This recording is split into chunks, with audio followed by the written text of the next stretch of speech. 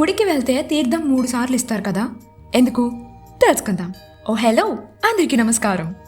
మనం గుడికి వెళ్ళినప్పుడు లేదా పూజ పూర్తయ్యాక పూజారి గారు మనకి 3 సార్లు తీర్థం ఇస్తారు.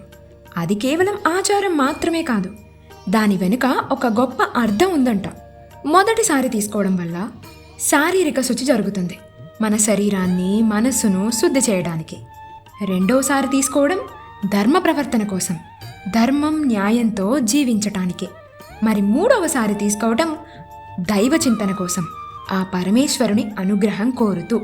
తీర్థం తీసుకునేటప్పుడు స్మరించాల్సిన మంత్రం: అకాల మృత్యుహరణం సర్వవ్యాధి నివారణం సమస్త పాపక్షయకరణం పరమేశ్వర స్వామి పాదోదకం పావనం శుభం. అంటే అకాల మృత్యువును హరించేది, అన్ని వ్యాధులను నయం చేసేది, సమస్త పాపాలను పోగొట్టేది ఆ భగవంతుని పాదతీర్థం. ఆ మంత్రంలో ఏ దేవుడి గుడిలో ఉంటే ఆ దేవుడి పేరు చెప్పాలి. ఇలాంటి మరిన్ని విషయాల కోసం సబ్స్క్రైబ్.